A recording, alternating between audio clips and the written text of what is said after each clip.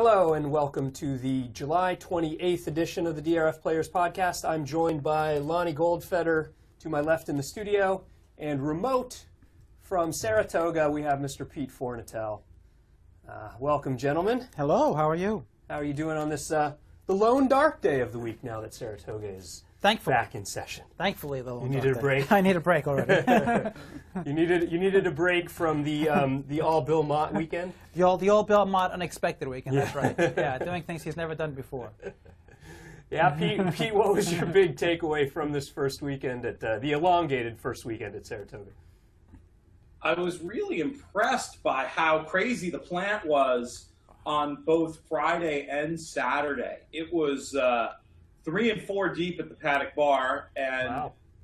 From my brief walking around the place, I mean, I believe the 30,000 number from opening day. It seems like Saratoga opening day is taking on a little more of that sort of Del Mar vibe where it becomes this sort of party central for people in the region, which was really cool. It was just great to be back up there. The heat was a little much. I think it's going to be a lot much this week, but I think we saw some really interesting racing, and I'm so happy to be up here and have a chance to talk about all this cool stuff for the next 6 weeks.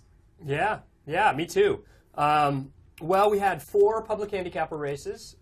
We had one that we won't really talk about too much, the Fleet Treat State Bred Sprint on the dirt. Favorite finished second or third, I can't even remember, to the second choice. None of us had it.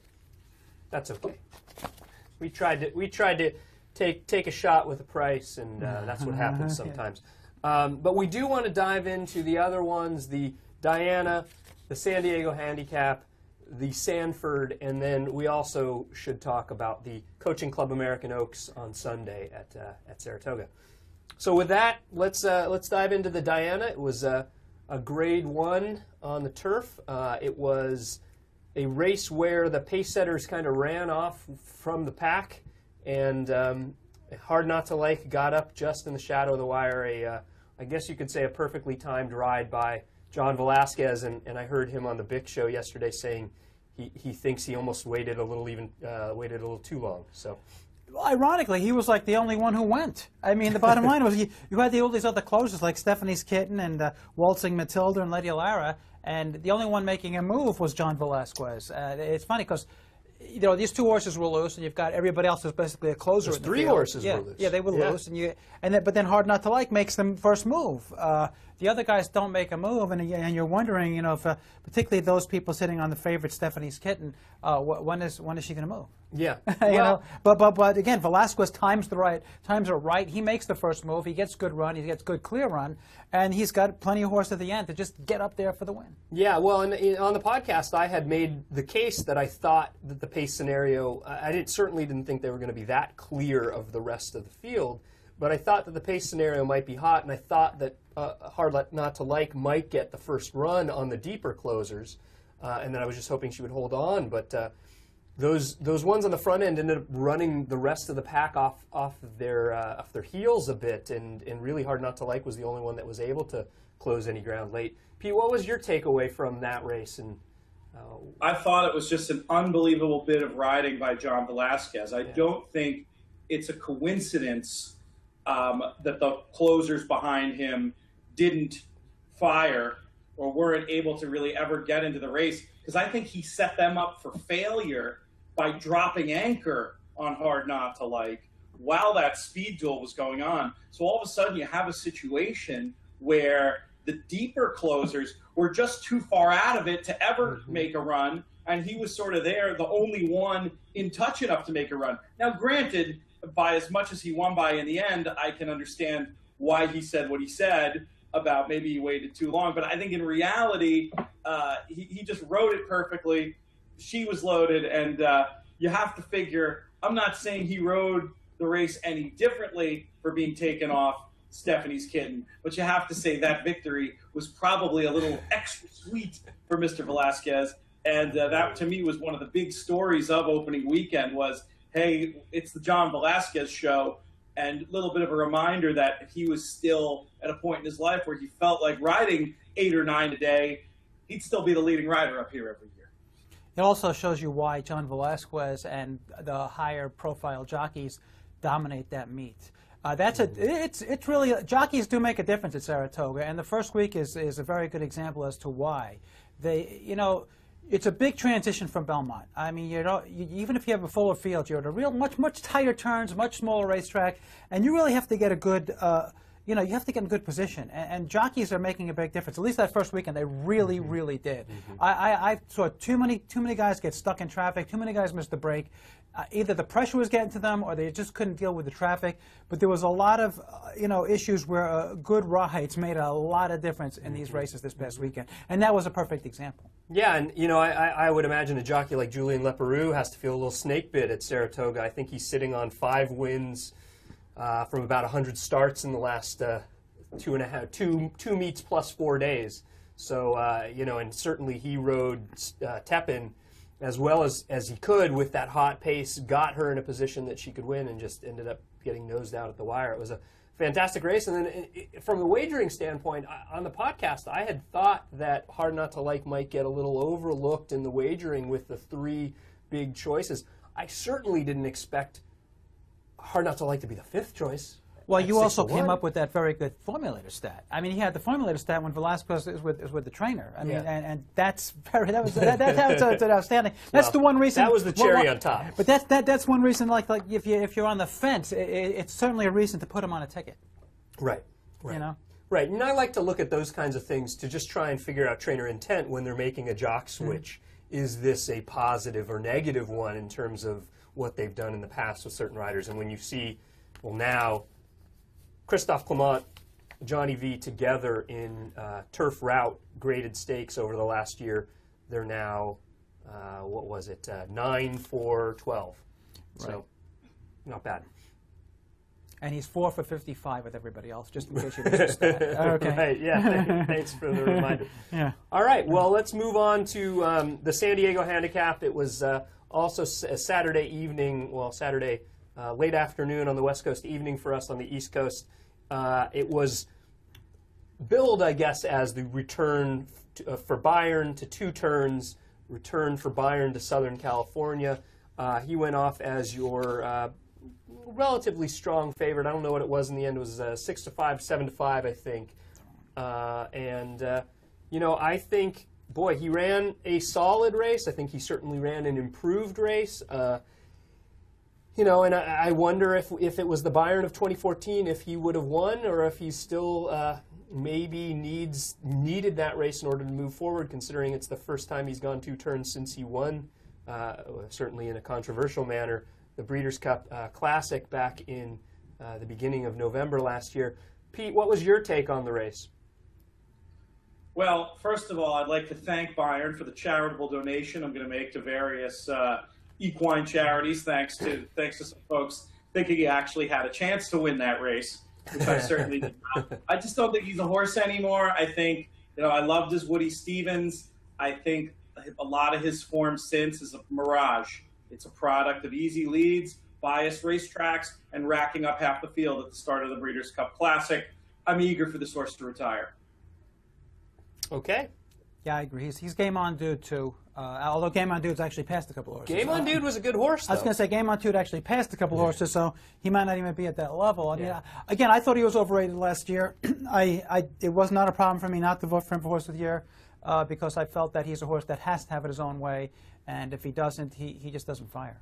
Yeah, fair enough. So the question I'll put to both of you, Pete, you could start first.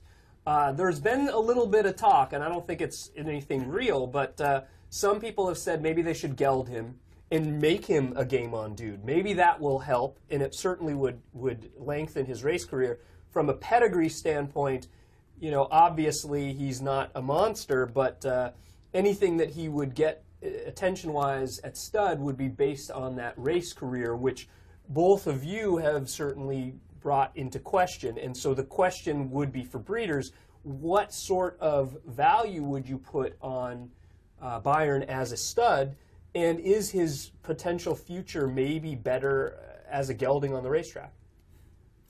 I think that's to me. I think that breeders and in the bloodstock market, I'm talking here as just a handicapper guy, hanging out, talking about racing when I'm being a little harsh on the horse.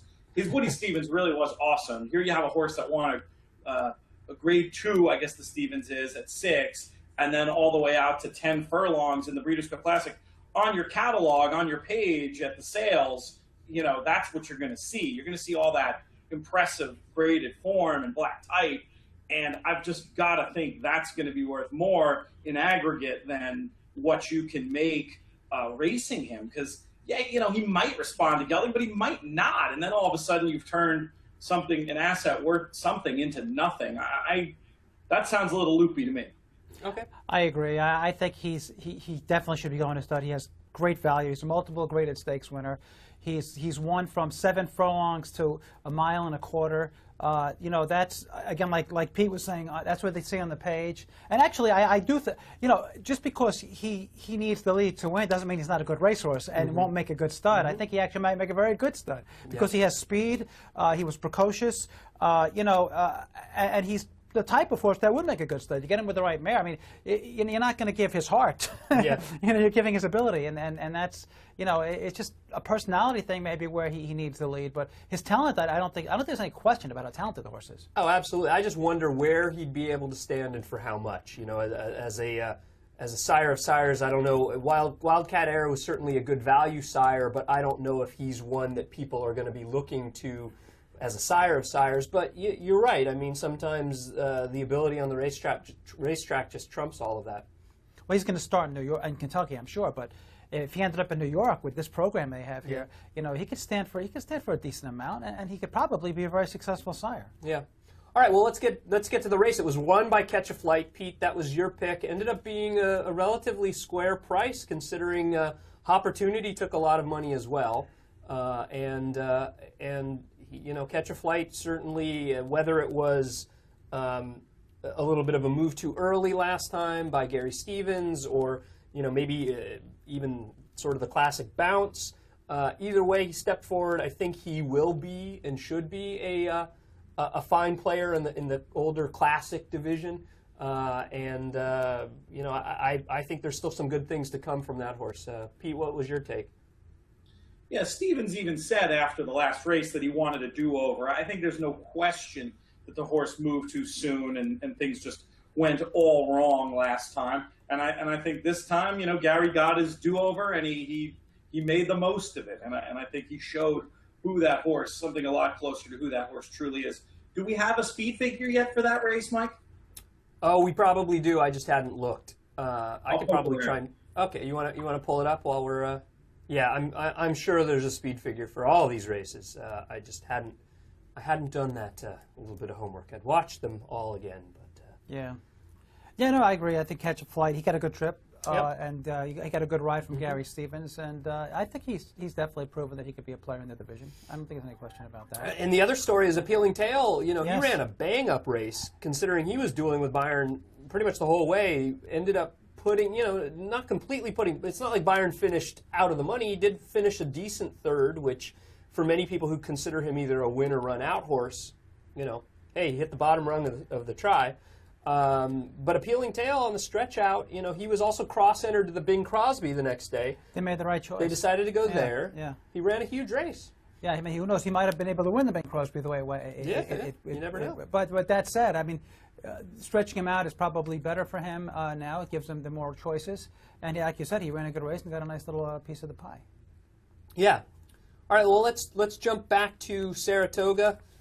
We had another race on Saturday, the Grade 3 Sanford Stakes for 2-year-olds, and that was a relatively controversial result. The winner was Magna Light, or at least the first across the finish was Magna Light, was DQ'd to place third, and Todd Pletcher's Uncle Vinny ended up the mutual winner as well as the one that took down the top prize in terms of the purse. Big run from my pick, Percolator, who ended up finishing third, elevated to second. It was cold consolation for my win wager and my double to him, from him to Hard Not to Like. But, he ran well. He did. Thoughts on the race, Lonnie? I thought that obviously it's the most controversial race of the weekend, given the fact that there was the DQ, and it's funny because I was moving forward in my picks with that, and I did not have Magnolite, so from an emotional point of view, I was thinking, oh man, I hope they take him down. But when I first look at it, I thought there's no way they're going to take this horse down because he was clear. But then when they show it again, he comes in. I say, okay, he did interfere with the inside horse, which was Percolator, who probably ran the second best race there. Actually, he interferes with Percolator, and then I'm thinking, something, they probably should take him down. And I think Magnolite ran the best race, the real best race in there. But it's just unfortunate. I mean, they're young horses. They could bolt like that. I don't know. I don't think he was going to the whip too much. The horse reacted. It just happened. Pete, what's your take on it? Very similar to Lonnie. When I saw the replay and saw the first incident when the horse sort of shies from the whip and comes out 4 paths very, very dangerously, that to me wasn't enough to say for sure that Percolator was cost a placing. Percolator does this little kind of dip of the head move, but the jock never stops riding. And so when I thought that was the only incident, I was thinking this is a terrible DQ. The winner was much the best. But just like Lonnie, watching it again and watching then how after he bolts out, he comes back in and bothers Percolator again, you got to think about what the rules are. I know it stinks to have a horse who's 5 lengths, the best in the race, have to get DQ'd. I wish we were in a world where the jockey could get the days. I believe, maybe in my one disagreement with Lonnie, I kind of believe he deserved the days that he got. That's what I said. Part of me wishes you could get the days and the result stands. But that's not the way the rules are written. The way the rules are written is, does the incident cost a horse a placing? Given the final margin between Uncle Vinny and Percolator, and given the not 1 but 2 incidents that the first across the wire caused, I think they had no choice but to DQ the horse. And I'm actually very surprised to see even many of our DRF colleagues on Twitter still saying why they don't understand why it was a DQ. I think according to the way the rules are written, it has to be a DQ, but I think we can all acknowledge and have empathy for how much it stinks to have a horse who's 5 lengths the best, but the rules say you got to come down. Actually, you also have to give John Velasquez credit for continuing to ride Uncle Vinny. Oh, for sure. He got him second there. Where actually, what we're talking about, the costing of the placing is Percolator was interfered with to finish second. And if Velasquez says, okay, I got third here, and he wraps it up at all. Yeah. He's not going to get there and ultimately winning that race. Right. Yeah. If Johnny V doesn't ride on, there's no DQ. Although I agree. Although when I first saw the race live and when I first saw the initial inquiry, I was not listening. I often will watch races, both replay and live, without the audio.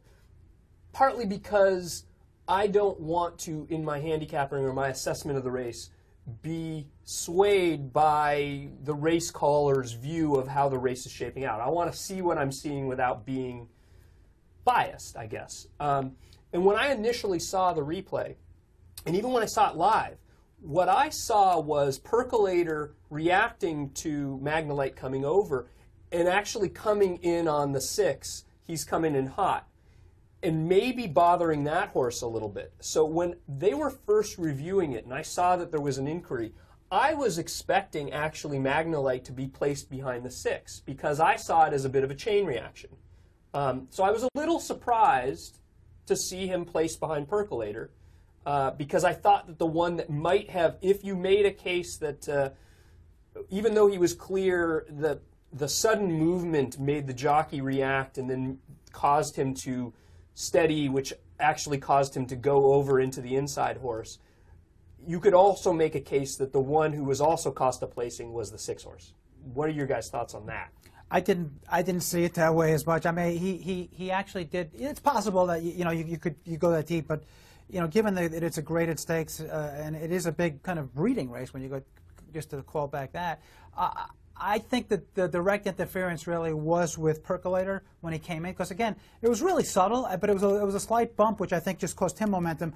I don't think he's coming in hot was really going to come up to fourth. I mean, I don't know. Yeah. I'd have to look at that again because I was really not focusing on the inside horse. Sure. But I thought the horse most affected was Percolator because he seemed to have the most momentum. I mean, he was a real danger in the lane, and you know, he was the horse that I think not when he went out, but when he came back in, he physically bumped him and definitely stopped his momentum.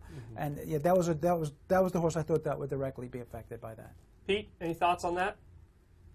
I'd have to watch it again. I didn't notice that, but I will say this. If that's what went down, and if the rider of He's Coming In Hot thought he was Costa placing, he's got to claim foul there. Fair I point. think to have any chance of that happening. Fair point. And you know, I say this because I didn't have the audio on, so I didn't know where they were making. I was just watching it. I was doing other things, of course, you know.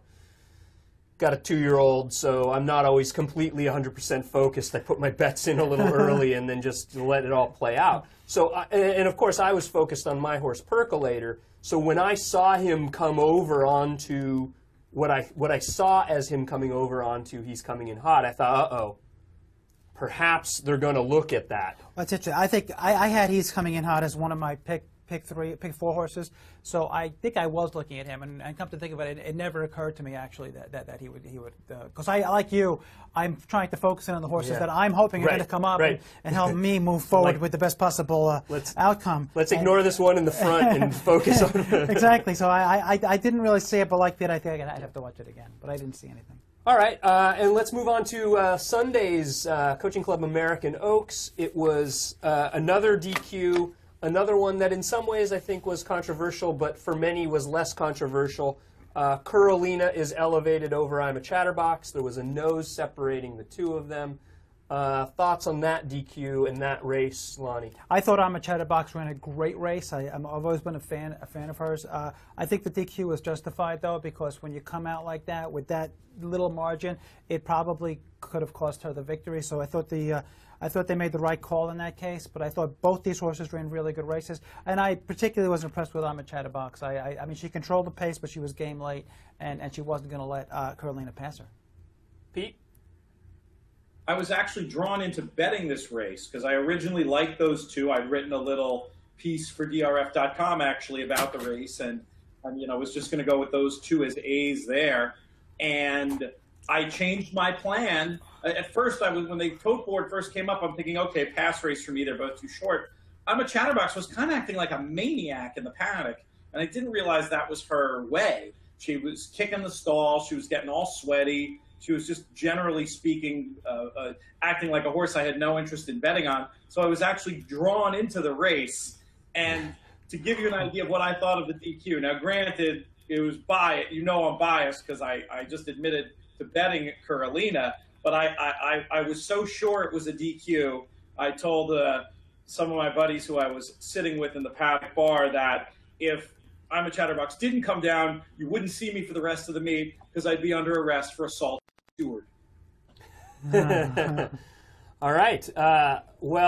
Interesting. You know, to me it seemed like, you know, sometimes when you see horses that are tiring late, they have a little bit of a lead. Sometimes the jockey, and whether it's intentional or not, sometimes the horse, when they get a little weary, they might move a little like that. But it's almost like the bump and explode, where a little bump can sometimes put a little extra, you know, it almost gets the horse back into the bridle a little bit. And that's sort of what I saw there. It's in some ways a little similar to She's a Tiger and Ria Antonia in the juvenile fillies a couple years ago, where it was almost that same sort of thing in a very short margin, and you know, it was one of those where you know, to me, I think that was absolutely the right call. You know, but even if it was an intentional thing with the jockey, you never know. You never know whether it's actually going to bother the other horse. You never know if it's, you know, you're just trying to get the last little bit of energy out of your mount, and you know, I certainly don't think it was anything intentional. I think it was just you know, had a tiring horse and tried to get the most out, and you know, ended up bumping and bothering the other. Yeah, I agree. I mean, she ran a good race. I mean, she, you know, again, it's because the margin was so small. I mean, and since she did come out, she did affect Carolina, and I think that was the call they hit. That was an easy call. I don't think it was all that hard. But not like the day before. This was a very easy call. Right. I still think that, and this might be controversial, I think Include Betty is the best horse in that division. I just think she was pace compromised. I think she's been the most impressive so far this year. But in that race, I didn't think she had much of a chance because of the pace. Yeah, I like her. And you know, boy, a few years ago, had this been a 12-furlong race, Yeah. You know, I mean, and I tweeted out about it. It's, the Coaching Club American Oaks it's a fine race. It's a fine, you know, $300,000 Grade 1, but it's as a Grade 1, it's almost really a prep, you know, and it's a kind of a prep for the Alabama. Mm-hmm. To me, it's lost a little bit of the interest and luster since they shortened it up from 12 furlongs. I don't know, Pete, if you have any thoughts on that.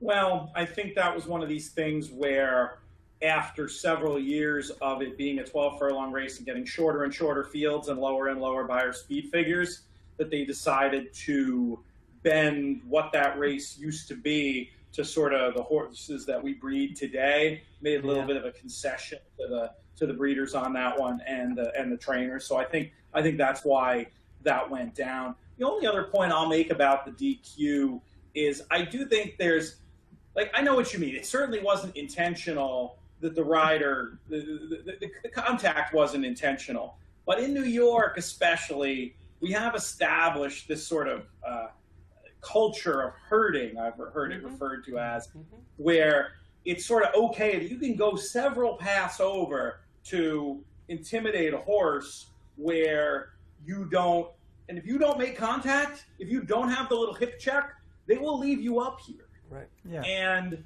I think it's dangerous, man, and I don't like it one bit. I wish, you know, you needed to have that contact for that to be a no-brainer DQ. And to me, I kind of wish they would just get the jockeys in the habit of using their hands, keeping their horses straight in deep stretch, instead of seeing these things where, you know, every time I see it, I feel like, you know, we're setting up for something catastrophic to happen. Let's not wait till something catastrophic happens to sort of change this culture and change the way these rules are enforced.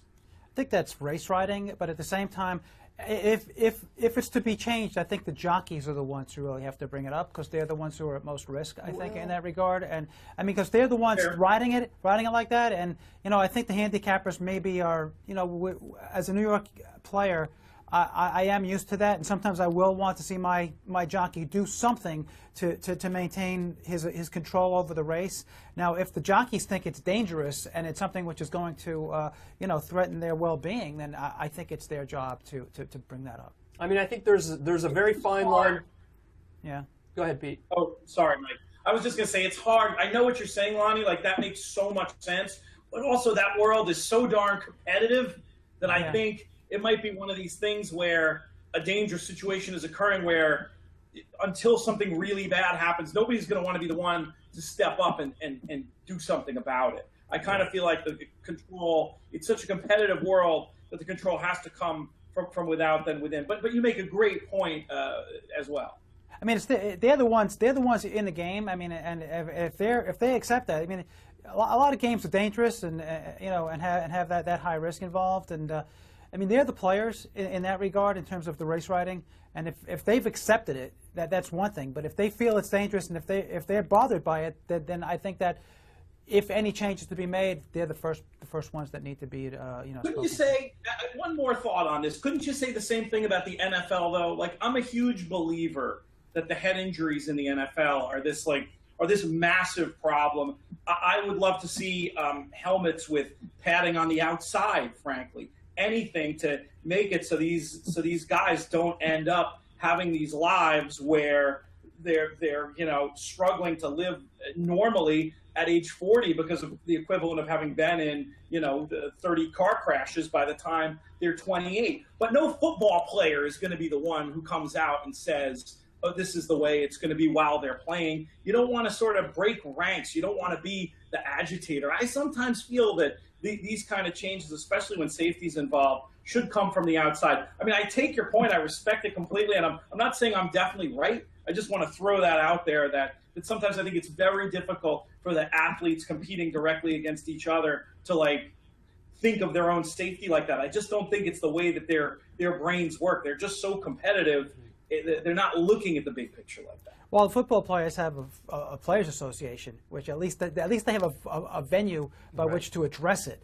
I mean, even if the jockeys wanted to, I don't know if there's an organized body that could actually, bring the point up. I mean, it'd be interesting to know how they feel about that. But it's something which, if they had a forum in which they could have an organized voice to express their concerns about racing, that might be helpful. It's a great point. NFL, they have that. Yeah, and I was going to say there's a fine line between race riding and fouling. And sometimes it's circumstantial. You might be slightly clear or more clear, but you're trying to herd and you don't actually make contact versus, and so to Pete's point, I think, and even going back to the Sanford, Magnolite, obviously he shied from the horse or from the whip, and that was a sign of a very green young 2-year-old. But at the same time, when you go a really strong left-handed whip when you're that late with a tiring horse, a jockey, especially with a young 2-year-old, can foresee the possibility of coming across lanes, and whether he expected it to be that extreme, and that's why I was thinking like Pete. I figured he's going to get dazed for it, because you could imagine something like that happen, and God forbid he wasn't clear. You could have a catastrophe, right? Well, you should have rules perhaps against excessive whipping, particularly with 2-year-olds. I mean, with a horse that's green. I mean, they have it abroad. Yeah. Where you can't whip a horse excessively. You can only whip them X amount of times in the stretch or something like that. And we don't have anything like that here. And it might be a good time to do something like that. I mean, this was a case. Now, here's where you have an example of a case where maybe the horse, because of the reaction to the whip, overreacted. It could have been, like Pete said earlier, it could have been catastrophic if horses were in the lane where she bolted. Mm-hmm. Yeah, absolutely. All right, well, let's move on. This is obviously a topic for discussion, and probably throughout the summer, I can't imagine we won't have any other controversial DQs or non-DQs to discuss. So I'm sure we'll be bringing this up more. But it's it's a tough spot for the stewards. I think they're almost always going to be criticized no matter what they do. So I'll let that be the last point on it. Let's move on. We had some discussion on Twitter. I think it would be good. It's really hard to answer certain questions in 140 characters. So I thought it would be a good time and place to have a discussion about multi-race wagers, about using tools like Ticketmaker, the whole A's, B's, and C's system. There are some people that believe, I don't like the A's, B's, and C's because it opens you up for the possibility of having some horses on one ticket and not on another, and having horses on multiple tickets where you cash nothing. But I wanted to get you guys' take on how you use a tool like Ticketmaker, how you approach multi-race wagers with Ticketmaker, and even just when you like to bet on multi-race wagers and when you prefer to stick either with win, place, show, exacta, try, even superfecta wagers. Pete, you want to start with it? Absolutely. Generally speaking, I really like multis on the big days. I find myself over the years looking back at my performance, and I just do better in higher quality races, and I do better in route races for whatever reason, though okay in higher class sprints. So I'll just look for sequences that comprise the types of races I like to bet, and that's usually when I'll focus in on multis. Or if I'm handicapping an entire card and I just happen to notice that I have maybe 2 strong opinions in a 4-race, in a pick 3 sequence or a pick 4 sequence, and that strong opinion, that can be liking a horse, either maybe it's a shorty who I think is absolutely stone cold single, or maybe it's a key horse at a nice price, or, and this is sometimes the best of all, it's a shorty who you can oppose, a horse who you can just say, you know what, if this one wins, I lose. Bayern comes to mind. I was deep in the throes of barbecuing and partying with my Saratoga pals when that race was going on, so I did not, I was not playing multis, but that's the kind of race I could say, you know what, I'm going to target around this because I've got a strong A and catch a flight, and I've got a short-priced horse I can absolutely toss. So in terms of the types of situations I'm looking to isolate, those are the factors. Yeah, Normally, since I usually try to keep notes on most horses in my circuit, I'm looking for horses to come back. If they're running in the sequence of the picks, and these days there's picks everywhere, I'm going to try to single to them, so I don't have to do a win bet. If it's a pick 4 and they're in the middle of the sequence, I'll single through them. Single to them or single through them. And again, like with Pete, I'm going to throw out a favorite if I can. If I can get a short price off the ticket completely, I'm going to be real happy because you're guaranteed to. It's going to be much easier to make a profit, I should say. Right. Now, in terms of the overall, you were bringing up the point with the A's and the B's and the C's, and that's something I think you have to use Ticket Maker more to actually determine what works best for you and determine what the A's are. I mean, an A is obviously a horse you like a lot, but there might be another horse that you think is a strong possible winner in there, and you don't want to not use it as an A, in the possibility that it might cost you a nice score. So I think you have to decide who you think is the most likely winners and what the prices are. If it's a short price horse, and I think the sequence is going to be short, and I'm thinking, well, maybe I could catch the short price horse with a long shot along the way, but I'm not crazy about the short price horse. I'm probably not going to use him as an A if I don't think he's the most likely winner, but I think he's a possible winner. In that case, I'd probably use him as a B. And now a C is probably a horse I would use who's maybe the kind of horse that I think is going to. He's a possible winner, but not the most likely winner, and he's a good price. And I'd like to have him mixed up with my A somewhere, so I'd make him a C. Right. Yeah, and I think part of it for me, my approach is like you were saying, Pete. I often like to. I usually have to have multiple opinions within the sequence in order for me to be enticed, and it usually involves a horse that I like, and then another horse in another leg that I don't. That is likely going to take significant money, either the favorite or the second choice. So I will build my sequences around those, and the one that I think is vulnerable that takes money, I'm happy completely to leave off. Not even as an A or a B or a C. Sometimes I might use extremely defensively only as a C if I've got larger prices in the other sequence, because I don't want to be right in the one leg and then just be so stubborn that I miss out entirely. But some of it depends on value. And again, it goes back to a question of value. And part of this discussion came out of someone on Twitter yesterday. I tweeted out a play where I used a 12-to-1 second-time starter who had taken money first out and shown speed before tiring in the debut. Was 12-to-1 in this race. I used him as an A along with another horse. And the favorite, who was 0 for 7 lifetime and dropping from maiden special weight, I used as a B, and ended up going off at 6-to-5 or 7-to-5. And this guy asked, why would you use a 12-to-1 as an A, but the 5-to-2 morning line favorite, 6-to-5 in live betting, as a B?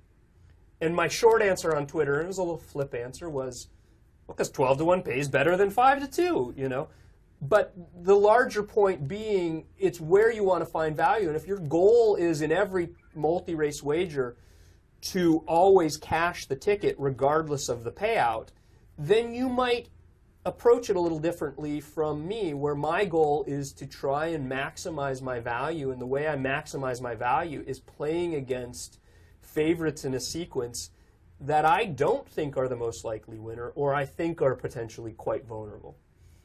Well, something, you could actually determine the value because, particularly if you're moving forward, and even if it's a pick 4, you're seeing what the next leg pays with the double in the probables.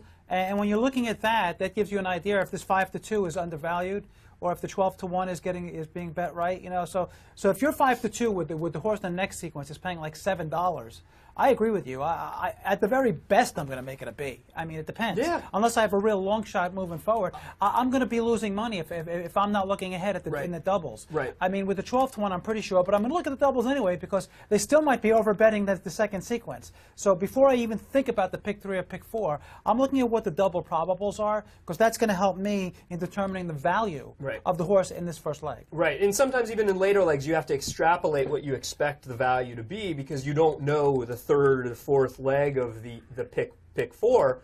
But often with horses like that, a 6-to-5 in the opening leg,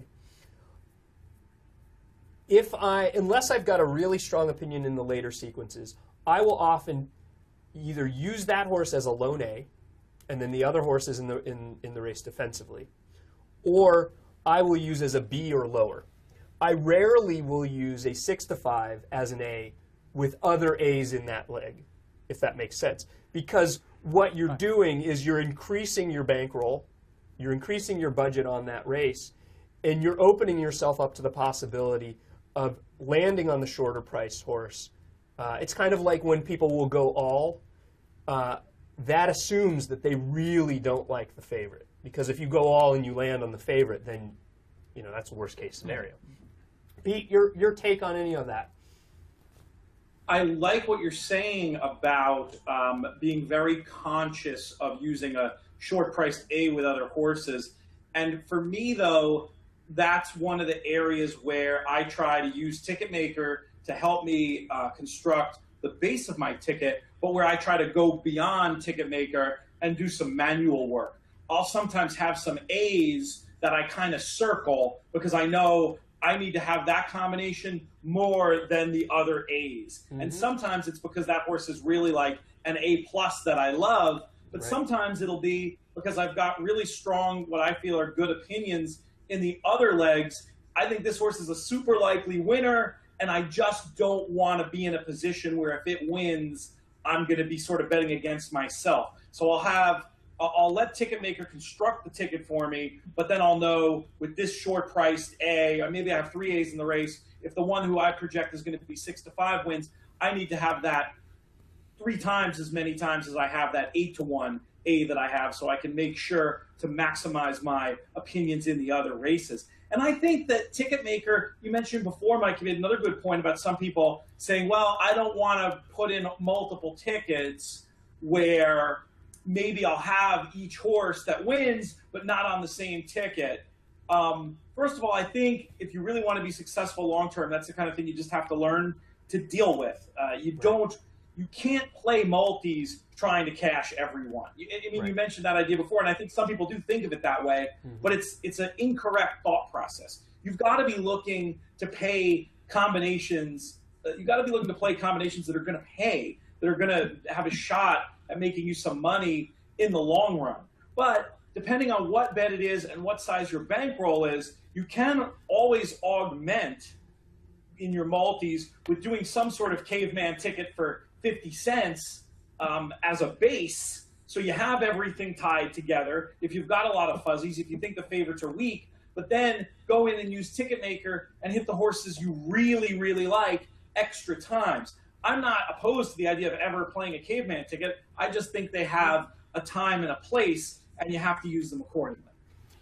Yeah, and you make a very strong point about not all A's are created equal. Sometimes there are A's that you really want to press a little heavier. And if I have strong opinions, there's no reason why I don't do multiple Ticketmaker plays. Mm-hmm. I might do one where I've got 2 A's or 3 A's in one leg and then build it out. And then I do another where if there's an 8-1 that I think is really live, I'll do a second play where I do a lone A and no other horse in that race with the other legs. Well, the beauty of Ticketmaker is the fact that the A's are the horses that should reflect your best handicapping opinion. And in that regard, if you're stuck with one of these tickets that you have horses that are not, and you're not cashing, the thing is, you're committing to your A's. So your belief system is that no matter what, if you have multiple A's that win, these other horses are going to cash with Ticketmaker, I mean, for the most part. So the beauty of Ticketmaker is it does separate in your mind who you feel the top contenders in each leg is going to be. If you're right about these top contenders, you're going to cash your ticket. For the ticket you don't cash, it's like, you might have had an opinion where you moved an A to a B. In some cases, you have to do that. It's like Peter's saying, it's just the nature of the game. Right. I mean, you could make your adjustments to it if you want to. You could review your tickets if you have the time, because a lot of times you do it, there's 20 seconds to post. But that said, the beauty of Ticketmaker is that the A's reflect your handicapping opinion towards those particular races in the sequence. Right. And then if your belief is borne out in the results, and if you have a horse that's a C, it's going to be there if your A's or other A's are correct. So the thing is, it kind of streamlines your opinion, and it gets you right on track as to where you want to be. Right. Yeah, and that's a good point. I will sometimes move an A to a B if the price is lower. I will rarely move an A to a B if I'm getting 10 or 15 to 1 on them, and I think should be a lower price. Those are the kinds of A's I love to use. Let me ask real quick, what is your approach, and how do you differentiate in your mind the difference between an A, what an A looks like, what a B looks like, and what a C looks like? To me, an A is a horse that I really like, the horse that I think is the most likely winner in my mind, and that I don't want to leave off the ticket in regards to moving forward. But again, there's also the value factor. If I don't feel I'm going to get paid, and again, one other thing about looking at the value is besides looking forward to the probables, look at the will pace to your horse. If there's will pace to it, it gives you an idea sequentially as to how your horse is valued in the multiple win exotics. So that's another tool you could use in formulating your ticket. But as far as formulating my A's, it's a horse I have to believe in, and it's a horse that I believe has a good chance of winning. A B is a horse that I might want to use in the exacta, and it's a horse that I might let beat me. It's like you're saying, I'm going to let this horse beat me. I know he's a contender, and I have to use him in the multiple win exotics. And in so doing, I don't believe in him enough to make him an A, so I'll make him a B. And like I said before, with the C is probably the long shot type of play, who I think has a chance, and I don't want to not use the horse. And if I'm right about my other A's, be them 2 or 3 and a pick 3 or pick 4, I don't want to not have that horse. But he's probably he probably has like a 10 to 20% chance maybe of winning, or maybe even less. But I like him for some reason. I think maybe it has to do with the dynamic of the race. Maybe the race might break down, he might win. But I think there's a reason why he might move up, and I don't want to not use him because in combination with my A's, if I have him, I can make a score. Pete, what's your approach? I like a lot of the stuff Lonnie was saying about how to do that. The only thing I'll add is I wouldn't be afraid to make some of those live long shot types that maybe that I used to put more regularly as C's. I try not to be afraid to make those horses A's. And what I can do to determine when to do that, again, it comes back to the overall race outlook. If it's a race where I'm expecting a price to come in, where I think the favorites are weak, where I might not have them on my ticket, or I have them at best as a B or a C, and I think it's likely for a price, I won't hesitate to put 4 or 5 A's. And some of these A's are just different big long shots because I think the favorites are so darn weak. I agree with Lonnie completely. I typically use the B spot in a defensive way for maybe some of those favorites who I want to have plenty of combinations alive with, but I don't really like. But I will sometimes make those horses C's too. It's one of these things, there's no hard and fast rules. It's a lot of going by feel and writing a bunch of tickets. And some of the best advice I've ever received about this, it takes a lot of discipline to do it. But if you really want to get good at constructing these tickets, play on paper. Newer fans especially shouldn't hesitate to go through the exercise of letter grading every horse in the race, taking a look, whether it's using TicketMaker or doing it manually, of what your tickets are going to look like. And over time, you sort of develop a feel for which horses are A's, B's, and C's. And for me, it's evolved over time, and I imagine it's going to continue to evolve. But one thing I'll say is, rather than looking at this exercise in isolation, is trying to look at the whole sequence and sequences where you're expecting a big payout or a small payout based on the overall sequence of races, and then adjusting based on that. I mean, just to oversimplify, since I used a lot of words there, to try to condense what I was saying there. If it's going to be a chalky sequence, and that's what you think it's going to be, don't look to play a lot of combinations. Either don't play it or play your best combinations hard. If you can beat 4 favorites, if you can be looking at a potential $20,000 pick 4 sequence, don't be afraid at all to upgrade some of those long shots. Play a lot of combinations and really go for the gusto. Adjust the way you approach writing your tickets to the situation. The more the tickets you write reflect the opinion that's in your heart of a given race or a given sequence, the more ahead of the game you're going to be. That's the goal of bet writing. It's to come up with a numerical expression of your handicapping opinion. Absolutely. You couldn't have said. I couldn't have said that better. So I'll just add the way I look at C's, because C's I think are controversial for a lot of people, and even those that use TicketMaker, there are many that refuse to play C's, because I guess the logic being, and some people approach it the way you mentioned, Lonnie, which is this crazy long shot that they don't want to get beaten by. We'll use Kelly's Prize as the example on opening day, where you just can't really see it on paper, but you want to be protected from chaos. I'm not saying that's not a good way to approach it. I don't necessarily approach it that way. I might. Some of it has to do with the way I use Cs is I use them very defensively. And I might do, for instance, in NYRA and in Southern California as well, the late pick 4 is often 3 good races in the first 3 legs, and then either a bottom level maiden claimer or a bottom level open claimer where it's really hard to make a case for standing strong on one individual horse. And if you do, that horse is likely to be a short price anyway.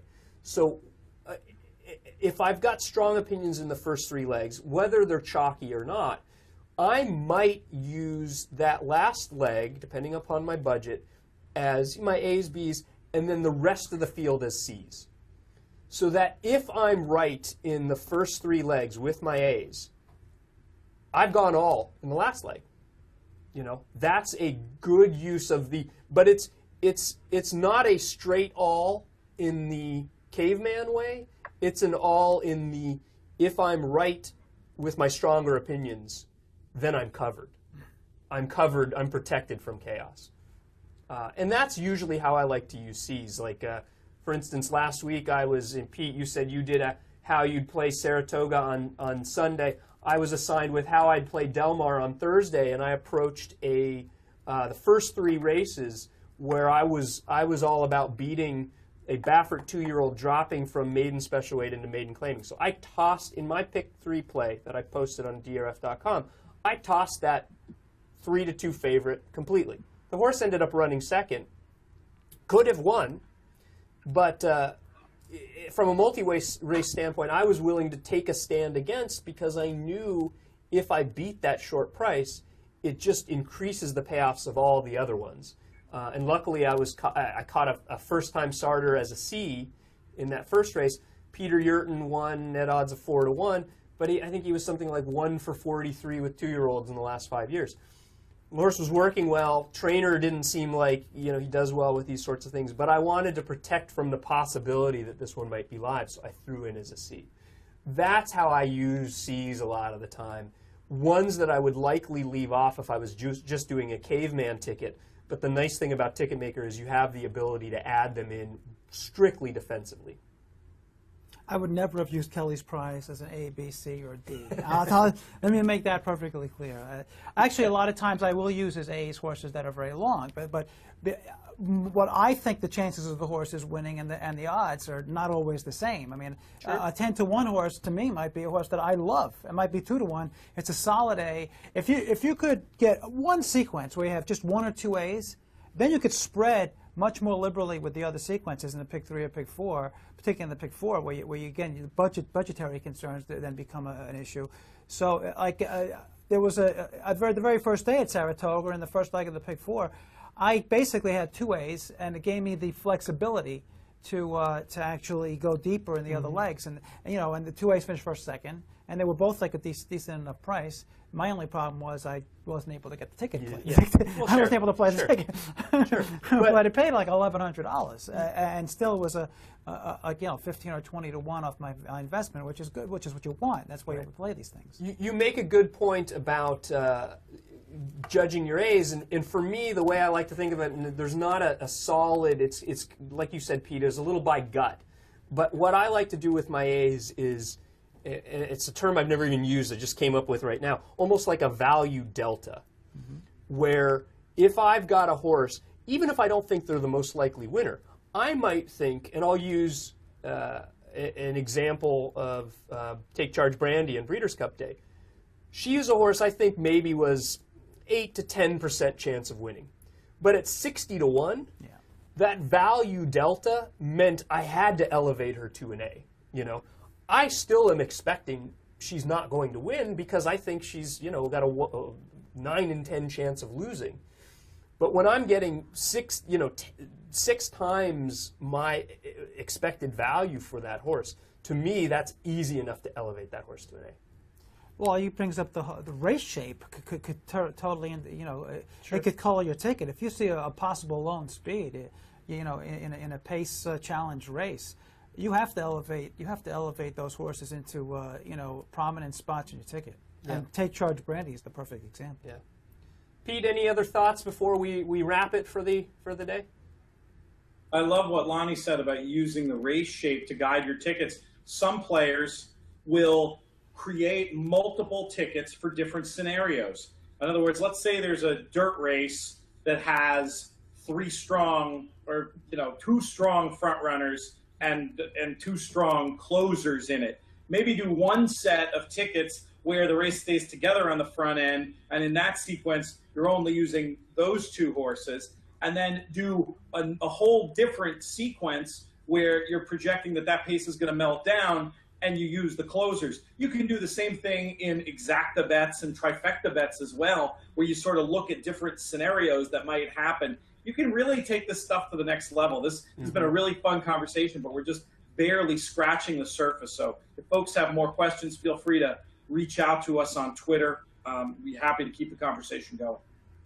Love it. Yeah, and that's what I do sometimes with my A's. If I use 2 A's, and I did it in that Del Mar sequence in the 3rd race on Thursday, it looked like it had a lot of early speed.